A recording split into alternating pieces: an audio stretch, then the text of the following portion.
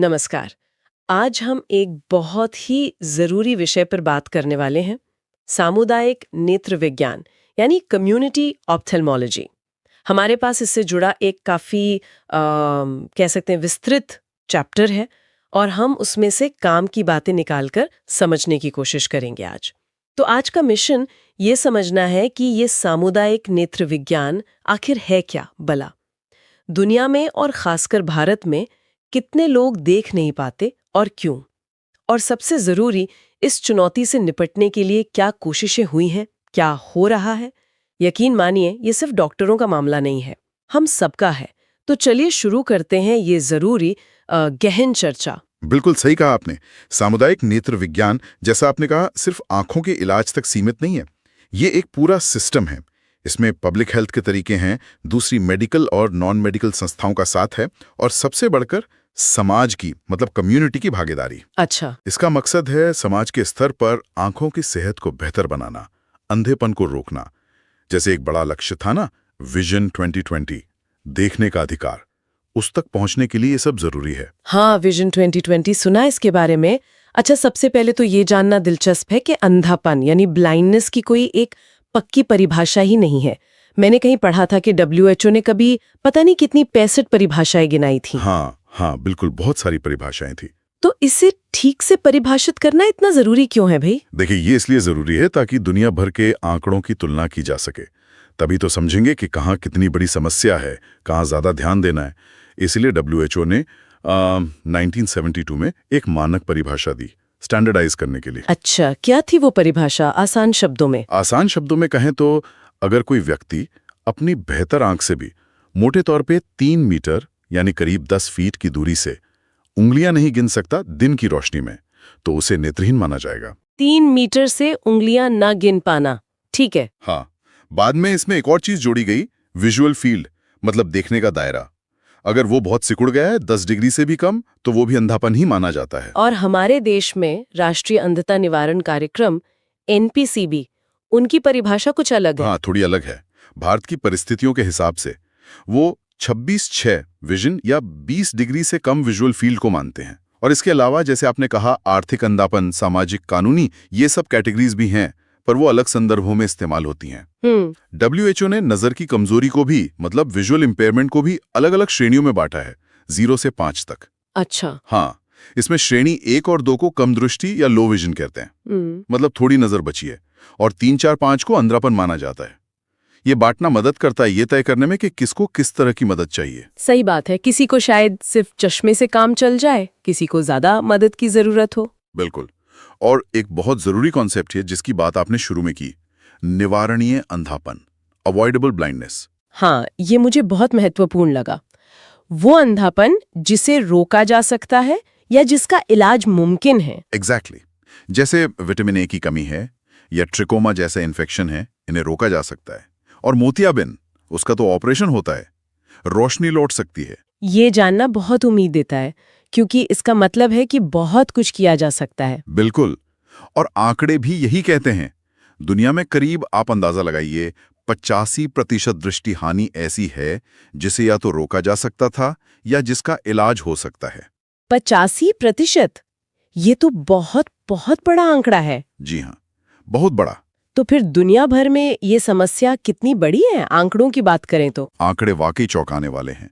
WHO का अनुमान है, दुनिया में करीब 31 करोड़ से ज्यादा लोग नजर की कमजोरी के साथ जी रहे हैं। 31 करोड़? हाँ, और इनमें से 4.5 करोड़ लोग पूरी तरह नेत्रहीन हैं, ब्लाइंड। 4.5 करोड़?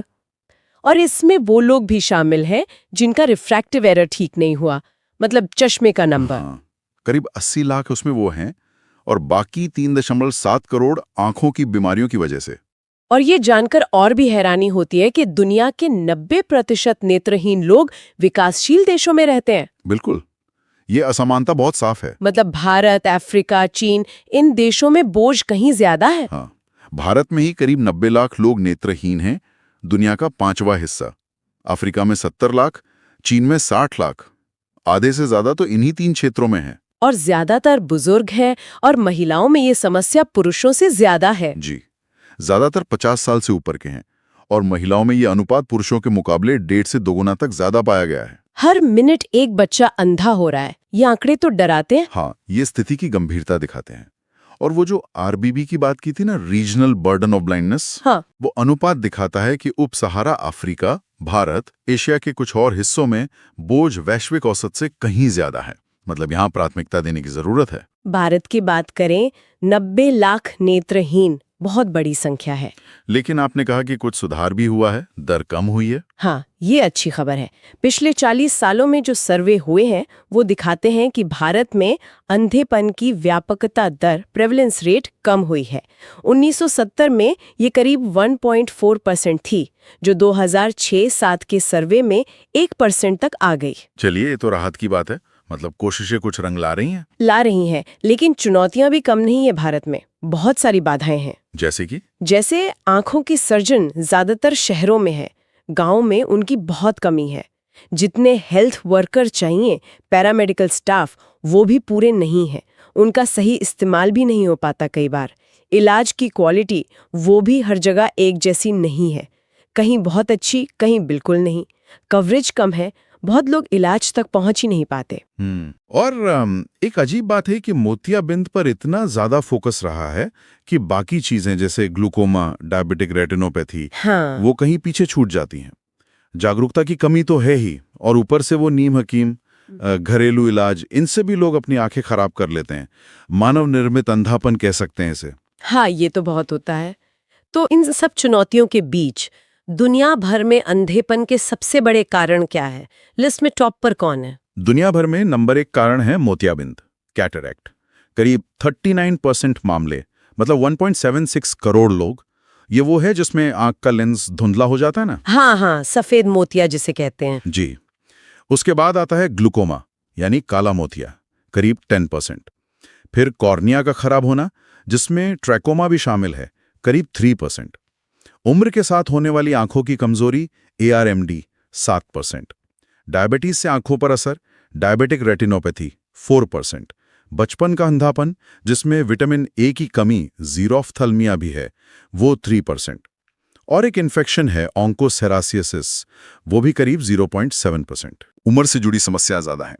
AMD सबसे बड़ा कारण है, लगभग 50%। वहां ग्लूकोमा, डायबिटिक रेटिनोपैथी, ये भी काफी है। मोतियाबिंद भी है, पर शायद 10-20%। और विकासशील देशों में? विकासशील देशों में आज भी मोतियाबिंद सबसे बड़ा कारण है, बहुत बड़ा। साथ ही इन्फेक्शन वाली बीमारियां जैसे ट्रकोमा, ज़ीरोफ्थाल्मिया यानी विटामिन ए की कमी, चोटें, ग्लूकोमा, ऑन्कोसेरेसियासिस, खासकर अफ्रीका में, ये सब ज्यादा आम है। ये फर्क सीधे सीधे स्वास्थ्य सेवाओं की उपलब्धता, पोषण, साफ सफाई, इन सब चीजों से जुड़ा है। समझ गई। और भारत में क्या स्थिति है? यहाँ कारणों का ट्रेंड कैसे बदला है? आपने कहा मोतियाबिंद बढ़ा है। हाँ, मतलब सर्वे के हिसाब से उसका प्रतिशत बढ़ा है। 1971-74 में ये 55% था और 2006-07 में 72% से ज्यादा। शायद इसलिए कि अब लोग जांच ज्यादा करवाते हैं या लोग ज्यादा जी रहे हैं, तो मोतियाबिंद हो रहा है। कारण कई हो सकते हैं। लेकिन ये आज भी नंबर 1 पर है। बिल्कुल, नंबर 1 पर। लेकिन अच्छी बात यह है कि ट्रिकोमा जैसे इन्फेक्शन वाले कारण बहुत कम हुए हैं। और दूसरी तरफ रिफ्रैक्टिव एरर, यानी चश्मे का नंबर लगने वाली समस्या, वो अब एक बड़ा कारण बनकर उभरी है। 2001-02 के सर्वे में करीब 20% थी। अच्छा, मतलब फोकस थोड़ा शिफ्ट करने की जरूरत है। हाँ, कह सकते हैं। मोतियाबिंद के साथ साथ अब refractive error, diabetic retinopathy, glaucoma, इन पर भी ध्यान देना होगा। बच्चों की आंखों की समस्याएं, इन पर भी। ठीक है, तो इन सब चुनौतियों से निपटने के लिए दुनिया भर में क्या बड़ी पहलें हुई? आपने विजन 2020 का जिक्र किया था शुरू में। जी, कई बड़ी कोशिशें हुई हैं। WHO ने तो 1978 से ही अपना अंधता निवारण कार्यक्रम, programme for prevention of blindness, PBP, शुरू कर दिया था। फिर 1999 में आया विजन 2020, दृष्टि का अधिकार। ये एक बहुत बड़ी ग्लोबल पहल थी। इसमें कौन कौन शामिल था? इसमें WHO तो था ही, साथ में कई बड़ी अंतर्राष्ट्रीय गैर सरकारी संस्थाएं थीं।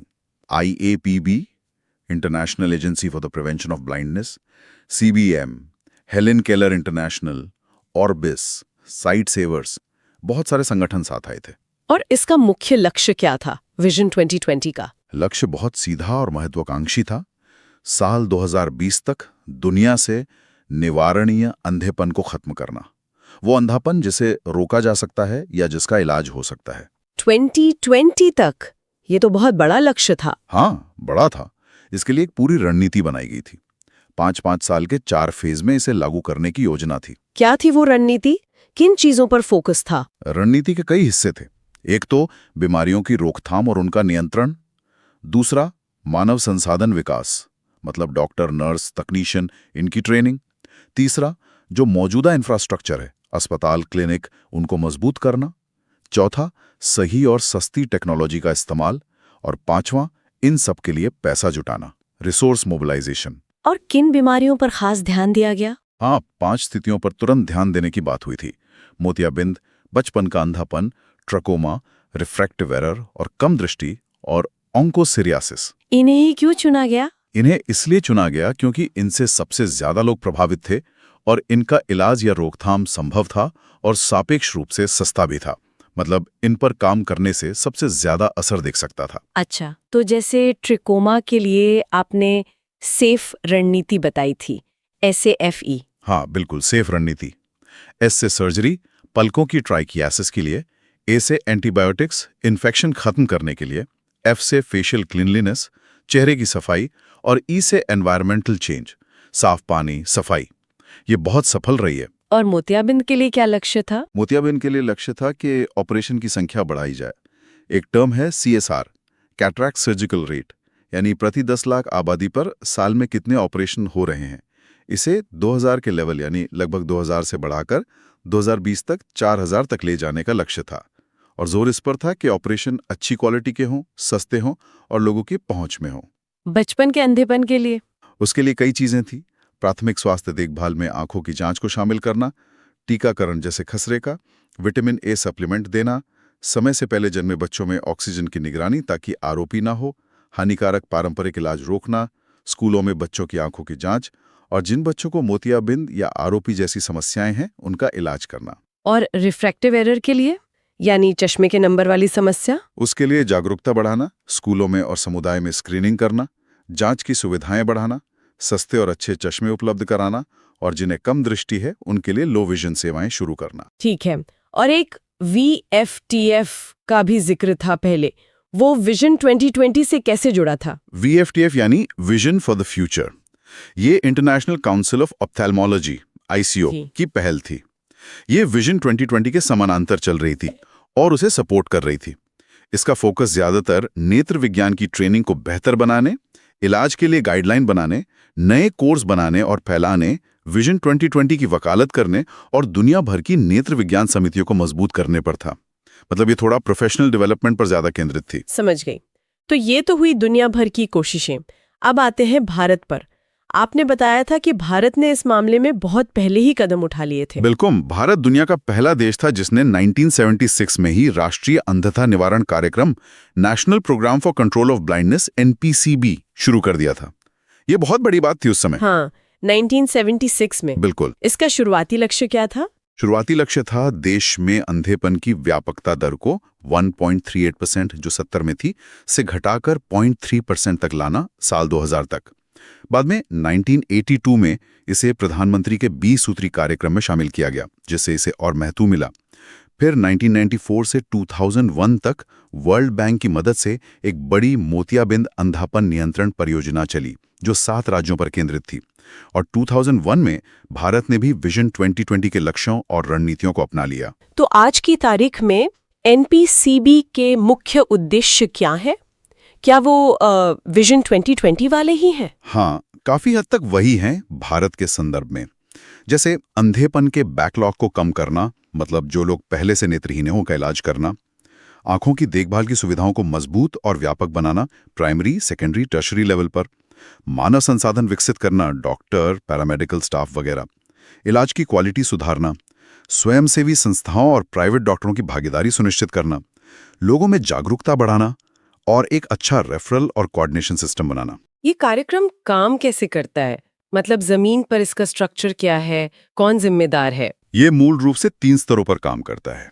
केंद्र सरकार के स्तर पर एक राष्ट्रीय कार्यक्रम प्रबंधन सेल है जो नीतियां बनाता है और निगरानी करता है। फिर राज्य स्तर पर राज्य कार्यक्रम सेल और राज्य अंधता निवारण समिति, state blindness control society SBCS होती है, जो राज्य में इसे लागू करवाती है। और सबसे महत्वपूर्ण है जिला स्तर। वहां जिला अंधता निवारण समितियां, district blindness control societies DBCS बनाई गई हैं। अच्छा, DBCS, इनका क्या रोल है? इनका रोल बहुत अहम है। यही समितियां जिले में कार्यक्रम को असल में लागू करती हैं। इनका उद्देश्य होता है जिले में जितने भी संसाधन उपलब्ध हैं, सरकारी गैर सरकारी, उनका सही इस्तेमाल करके निवारणीय अंधेपन को कम करना।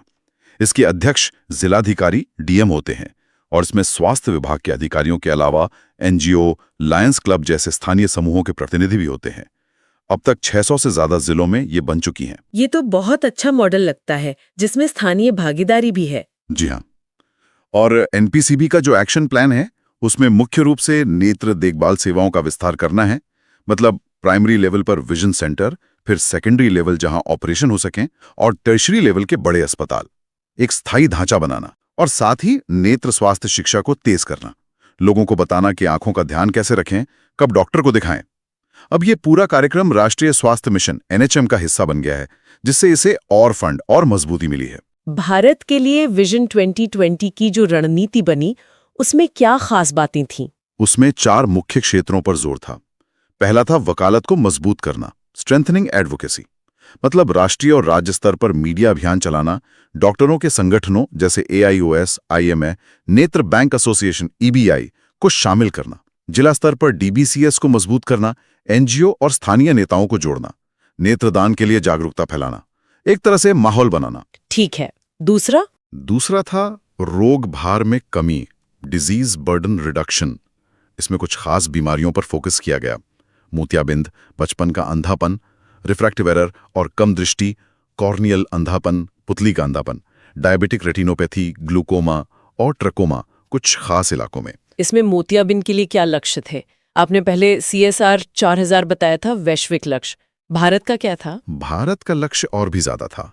CSR को 2020 तक 6000 प्रति मिलियन प्रति वर्ष तक ले जाना। 6000? हाँ, और साथ ही ये भी कि ऑपरेशन के बाद 80% से ज्यादा लोगों की नजर 616 या उससे बेहतर हो। मतलब क्वालिटी पर भी जोर। और 2010 तक लक्ष्य था कि सभी को लेंस IOL वाला ऑपरेशन मिले। इसके लिए स्क्रीनिंग कैंप लगाना, जरूरतमंदों के लिए मुफ्त सर्जरी का इंतजाम करना, ये सब शामिल था। 12वीं पंचवर्षीय योजना में 3.3 करोड़ ऑपरेशन का लक्ष्य था। बचपन के अंधेपन के लिए? उसके लिए निवारणीय कारणों को खत्म करने पर जोर था।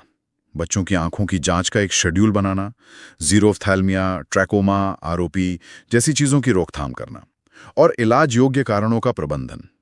2010 तक 50 विशेष बालनेत्र चिकित्सा इकाइयां बनाने का भी लक्ष्य था। और रिफ्रैक्टिव एरर, चश्मे वाली समस्या? लक्ष्य था कि 2010 तक देश के सभी प्राथमिक स्वास्थ्य केंद्रों पर रिफ्रैक्शन यानी नजर जांच की सुविधा हो, और 2020 तक 150 कम दृष्टि केंद्र, लो विजन सेंटर्स बने। ग्लूकोमा और डायबिटिक रेटिनोपैथी के लिए क्या रणनीति थी? ये तो बढ़ रही होंगी शायद। हाँ, इनके लिए रणनीति थी अवसरवादी स्क्रीनिंग। मतलब जो लोग अस्पताल आ रहे हैं, खासकर 35 साल से ऊपर के, डायबिटीज के मरीज या जिनके परिवार में ग्लूकोमा है, उनकी जांच करना। डायबिटिक रेटिनोपैथी के लिए जागरूकता बढ़ाना, नेत्र सहायकों द्वारा रेफरल और बड़े अस्पतालों में लेजर उपचार वगैरह की व्यवस्था करना। बाद में इसे सेकेंडरी लेवल पर भी लाने का लक्ष्य था। और कॉर्नियल अंधापन, जिसके लिए नेत्रदान जरूरी है? थाम पर जोर था, जैसे इन्फेक्शन, चोटों से बचाव, नीम हकीमों पर रोक, सुरक्षात्मक उपाय। और जिनके कॉर्निया खराब हो चुके हैं, उनके लिए केराटोप्लास्टी। लेकिन जैसा आपने कहा, सबसे बड़ी चुनौती कॉर्निया की उपलब्धता है। जरूरत सालाना करीब 1.5 लाख कॉर्निया की, और मिलते बमुश्किल 25-30 हजार। इसलिए नेत्रदान को बहुत ज्यादा बढ़ावा देने की जरूरत है। अस्पतालों से कॉर्निया संग्रह, हॉस्पिटल कॉर्निया रिट्रीवल प्रोग्राम पर जोर दिया जा रहा है। ये तो हुई बीमारियों की बात। तीसरा क्षेत्र क्या था, रणनीति था? तीसरा था मानव संसाधन विकास, ह्यूमन रिसोर्स डेवलपमेंट। ये बहुत जरूरी है। अनुमान लगाया गया था कि 2020 तक कितने नेत्र सर्जन, कितने सहायक, कितने पैरामेडिक्स, कितने मैनेजर, कितने विशेषज्ञ चाहिए होंगे। टेबल 22.4 में इसका जिक्र है। एक नया कॉन्सेप्ट लाया गया, mid level ophthalmic personnel, MLOP। ये वो प्रशिक्षित लोग हैं जो डॉक्टरों की मदद कर सकते हैं, समुदाय में स्क्रीनिंग कर सकते हैं, रेफर कर सकते हैं, कुछ अस्पताल आधारित, कुछ समुदाय आधारित। अच्छा, MLOP, ये एक अच्छा विचार लगता है डॉक्टरों की कमी पूरी करने के लिए। जी। और चौथा और आखिरी क्षेत्र था नेत्र देखभाल अवसंरचना विकास, आई केयर इंफ्रास्ट्रक्चर डेवलपमेंट। WHO की सिफारिशों के आधार पर एक पिरामिड मॉडल बनाने का लक्ष्य रखा गया था, जैसा हमने पहले जिक्र किया। हाँ, वो विजन सेंटर, सर्विस सेंटर वाला। बिल्कुल। सबसे नीचे हर 50,000 की आबादी पर एक विजन सेंटर, ऐसे 20,000 सेंटर। ये तो बहुत ही महत्वाकांक्षी योजना थी, पूरे देश में एक नेटवर्क बनाने की। हाँ, बहुत महत्वाकांक्षी। इस पिरामिड को खड़ा करना एक बहुत बड़ा काम था और अभी भी है। इन सब योजनाओं को लागू करने में जमीन पर नेत्र शिविरों की क्या भूमिका रही है? क्या वो अब भी प्रासंगिक है? हाँ, नेत्र शिविर विकासशील देशों में बहुत महत्वपूर्ण रहे हैं और कुछ हद तक आज भी हैं, खासकर उन इलाकों में जहां अस्पताल दूर हैं और मोतियाबिंद का बोझ बहुत ज्यादा है। हालांकि अब सोच थोड़ी बदली है। पहले रीच आउट कैंप पर ज्यादा जोर था, अब रीच इन पर ज्यादा है। रीच आउट और रीच इन, इसमें क्या फर्क है? रीच आउट वो पारंपरिक कैंप हैं जहां पूरी टीम, सर्जन वगैरह गांव या किसी दूर की जगह पर जाते हैं और वहीं जांच, ऑपरेशन, फॉलोअप सब करते हैं। इसके कई चरण होते हैं। तैयारी करना, फिर कैंप लगाना जिसमें सर्जरी भी होती है, फिर ऑपरेशन के बाद की देखभाल और फिर बाद में फॉलोअप। सरकार ने इसके लिए कड़े दिशा निर्देश भी बनाए हैं ताकि सुरक्षा और क्वालिटी बनी रहे। जैसे एनेस्थेटिस्ट होना चाहिए, एक सर्जन एक दिन में कितने ऑपरेशन कर सकता है, 30 की सीमा, कौन सी तकनीक बेहतर है जैसे SCICS या फेको लेंस के साथ, एक कैंप में कुल कितने ऑपरेशन हो सकते हैं, 200 तक, दोनों आंखों का ऑपरेशन एक साथ नहीं करना, और जो हाई रिस्क मरीज हैं उन्हें बेस अस्पताल भेजना। अच्छा, ये सब नियम है। तो रीच इन क्या है? रीच इन दृष्टिकोण में टीमें दूर दराज के इलाकों में जाकर सिर्फ स्क्रीनिंग करती हैं, मरीजों की पहचान करती हैं और फिर जिन्हें ऑपरेशन की जरूरत होती है उन्हें बसों वगैरह से अच्छी सुविधाओं वाले बेस अस्पताल लाया जाता है जहां ऑपरेशन होता है। माना जाता है कि इससे ऑपरेशन की क्वालिटी और सुरक्षा और बेहतर होती है क्योंकि अस्पताल में सारी सुविधाएं होती हैं। हाँ, ये ज्यादा सुरक्षित लगता है। दोनों ही तरीकों में रिकॉर्ड रखना, मरीज का फॉलोअप करना और निगरानी करना बहुत जरूरी है। ठीक है, अब बात करते हैं नेत्र बैंक की। कॉर्निया ट्रांसप्लांट के लिए ये बहुत जरूरी है।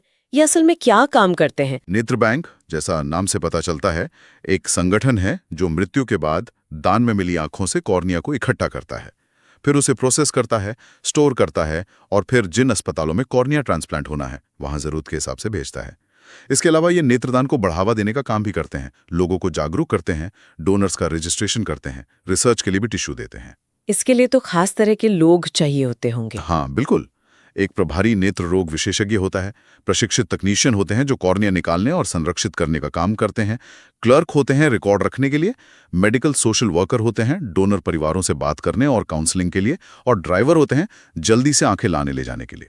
इनके साथ छोटे छोटे नेत्र संग्रह केंद्र, आई कलेक्शन सेंटर्स भी होते हैं जो दूर दराज के इलाकों से आंखें कलेक्ट करके नेत्र बैंक तक पहुंचाते हैं। भारत में ये सब मानव अंगों का प्रत्यारोपण अधिनियम 1994 के तहत रेगुलेट होता है। नेत्रदान के बारे में कुछ ऐसी जरूरी बातें जो शायद बहुत से लोगों को ना पता हो। हाँ, कुछ बातें साफ होनी चाहिए।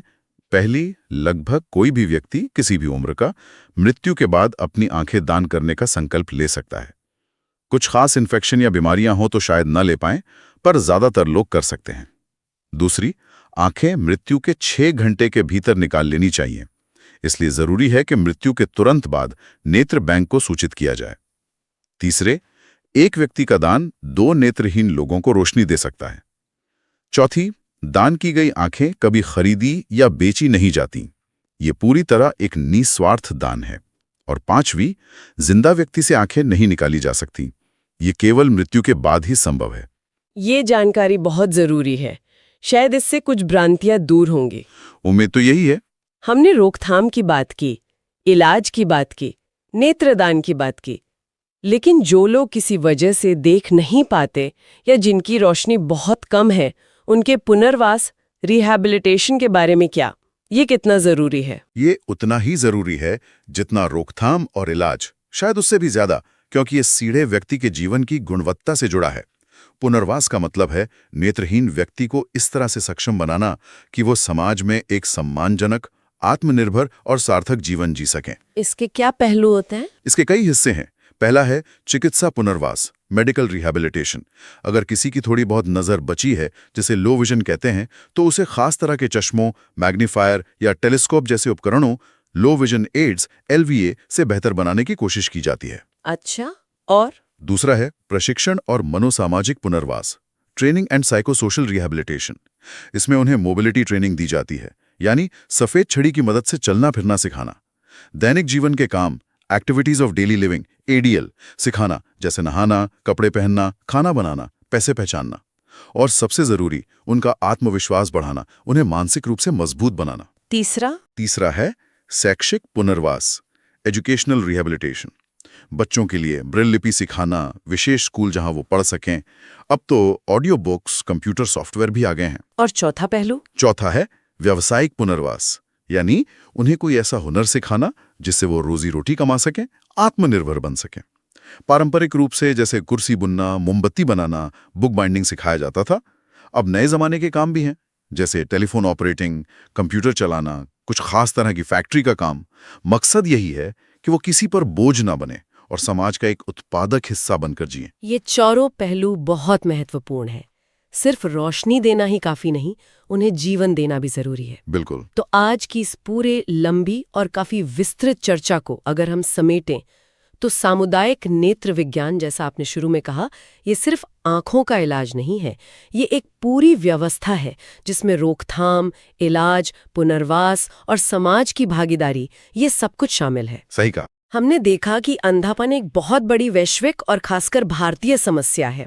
आंकड़े चौंकाने वाले हैं, लेकिन सबसे अच्छी बात यह है कि इसका बहुत बड़ा हिस्सा, करीब 85%, या तो रोका जा सकता है या ठीक किया जा सकता है। Avoidable blindness. जी हाँ, ये सबसे बड़ा टेक अवे है। और विजन 2020 और भारत के राष्ट्रीय अंधता निवारण कार्यक्रम NPCB जैसी बड़ी पहलों ने इस दिशा में बहुत काम किया है।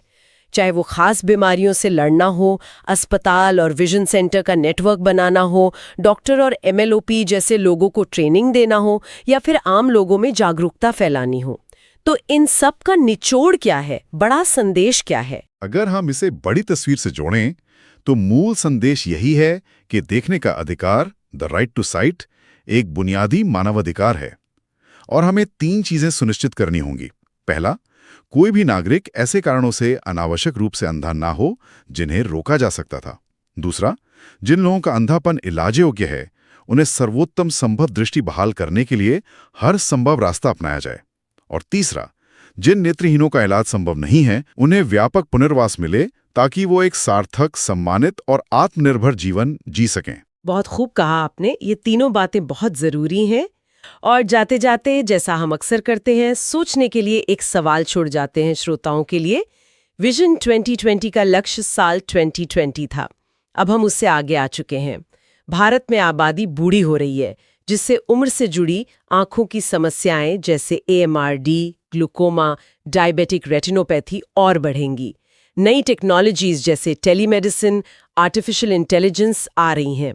तो सवाल ये है कि सामुदायिक नेत्र विज्ञान में 2020 के बाद अगली बड़ी चुनौती या अगली बड़ी प्राथमिकता क्या होनी चाहिए? किन नई चीजों पर अब ध्यान देने की जरूरत है जिन पर शायद पिछली योजनाओं में उतना फोकस नहीं था? इस पर विचार किया जा सकता है।